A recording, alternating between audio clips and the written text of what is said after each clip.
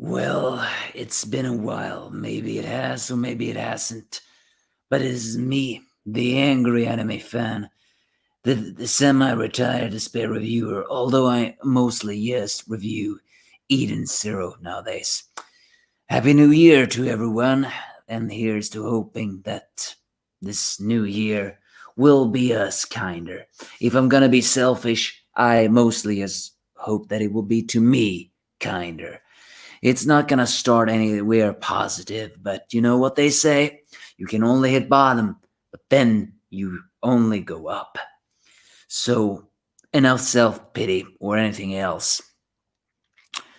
Regardless of what kind of bad things is beginning to happen to me, I have decided that in the end I will move forward, and I certainly hope so, especially with a new job and all that.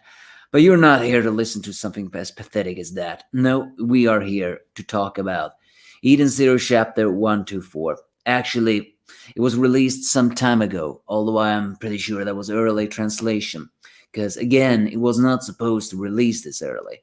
We still have a very long wait until next one, but I still decided to do it like this. And let me just tell you, this episode is full of, moments to fairy tale haters. All right.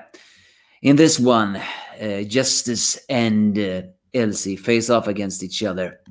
As Elsie activates her ether gear, they also clash. And indeed, the strength they all possess is so massive they cause explosions and even blow away everything else. Meanwhile, Hyuga and Gwen confronts both Creed and Victory, well, who still has the captured Humura. Creed even mentions that Humura looks pretty inside the cage. Elsewhere, they try to restrain them with the ether lock, but it turns out that Hyuga can do that through his ether gear, the ice wall. Granted, however, we don't see ether gear lines on him when he decides to use that, but we all can but assume that it is. And also, yes, you do not have to say it to me. It looks very much like Gray's ice make. Come on, that's the point! This is not Gray. It's a homage like thing. The name of his ability is Ice Wall. Again, that's seen that. And also Goen indeed has a fire-like ether gear. He calls it Flame Bolt. And yes, that may sound very similar to Natsu's ability. But shut up about that! It's not their abilities. It's inspiration. As he clashes with Victory, who proclaims that its victory will be his. While Creed saying those with no creed cannot defeat us. Indeed, they seem very obsessed about things that are in line with their, well, code names, because it's actually revealed that none of these three's real names is, of course, this way. Victory will be mine, and those who have no creed to defeat us in the name of justice. As Hyuga says, our creed is belief in her highness. And all Creed says is you don't even know who she really is. Well, if you ask me, I actually think they do know who she is. It's the others who do not know who this is. Even though, and as I said before, the names of Justice and stuff like that is just code names, because we actually got a reveal of what Justice's real name is. It's James Holloway or something like that. As we get some pretty nice inblick of it all. Like, he calls Elsie a traitor to the fatherland, although Elsie proclaims that a nation like that had no meaning. Although Justice, for argument's sake, let's just call him Justice, okay? Says that he lost everything. And so they clash further with Meteor. Yeah, the Yelal clone together with the Elsie clone does indeed. Also, we can actually see her ether gear when she activates it. It goes here in the missing eye. She proclaims she also lost everything that day. Her parents, her siblings, her friends, and even her eye. While Justice proclaimed that if she hadn't betrayed them, then and none of them would have lost everything.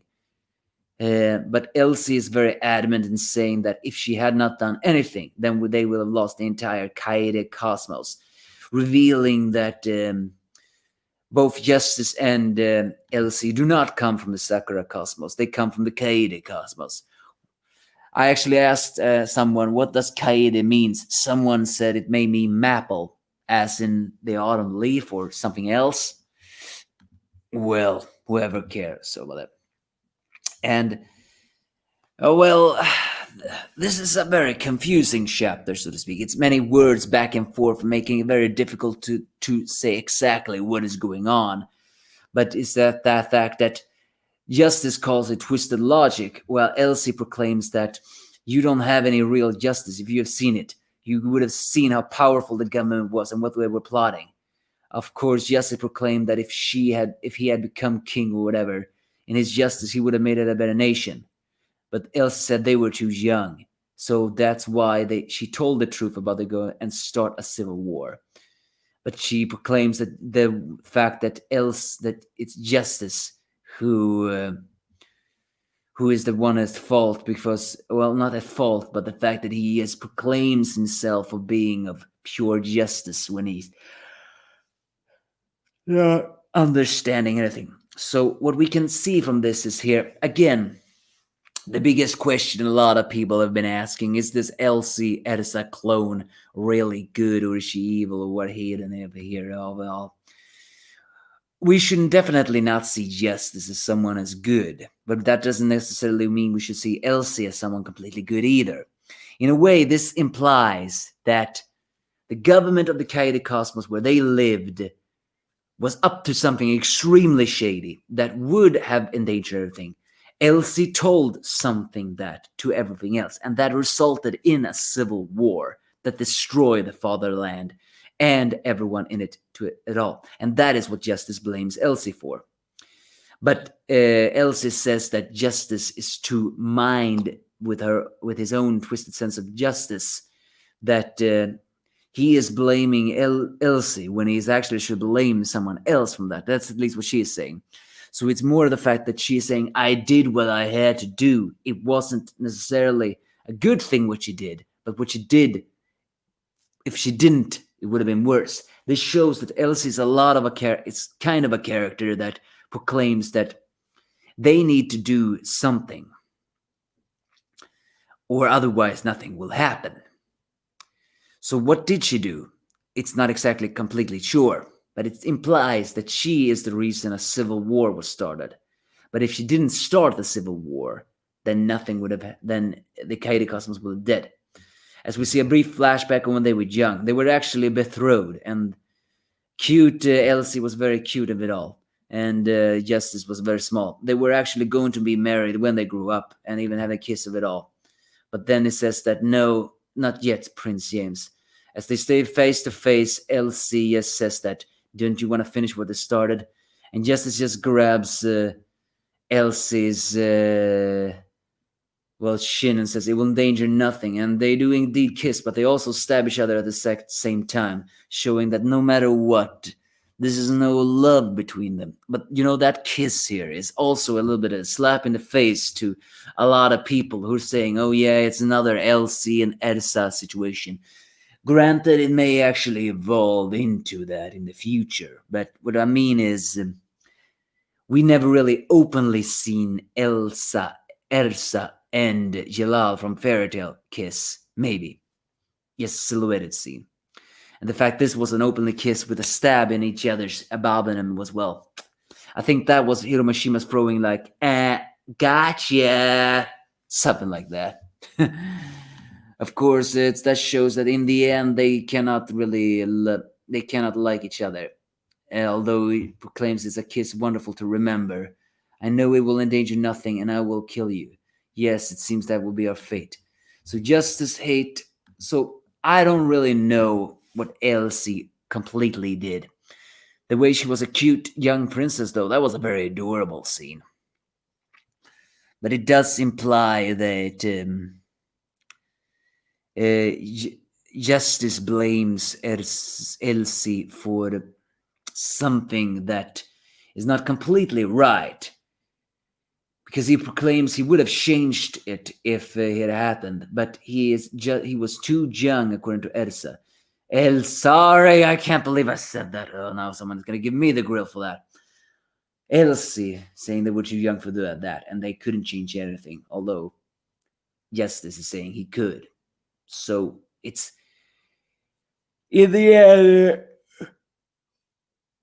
I still don't like Justice for his twisted sense of, well, justice. But what else he did to for the country may not have been exactly good at either. But I have a feeling we're gonna learn what that was. But yeah, it was just very violent action scenes of it all, as Shiki curses his powerlessness of the fact that he can't do anything. But the chapter ends with an old robot suddenly approaching Shiki, saying, "Unleash your gravity. Gravity is the weight of the heart. Your heart hasn't yet reached the abyss." Of course, we don't hear the name of this robot, who is apparently, well, he may be very short. We don't know. We only see his upper body, but it's indeed a robot. He's talking about gravity, the fact that Shiki may not have yet obtained his true level of power in his gravity. But the biggest thing of all, he is talking about the gravity. So is this Master Xenomilf? Yeah, I think it is. The bigger question, though, is they said he died. Or maybe he did die, but he downloaded his body into a robot. Either way, if Shiki is not yet that powerful, then please make him powerful. That's basically this one. Yeah, big things, some reveal of a new cosmos, Kaida Cosmos. We got the first implications of what Ersi has done is not completely in the good of the fact that she endangered everything for her. She endangered her homeland for something that was a very bigger danger. But something tells me we will come to that. But the ending of it all makes this most interesting, because that will imply that maybe there is a slight chance that Shiki can get stronger. We don't know. I have read somewhere that the Foresta arc is approaching its climax, and given the fact on how this arc is going, I have a feeling that climax is not gonna be a positive end. But give me your thoughts if you have any.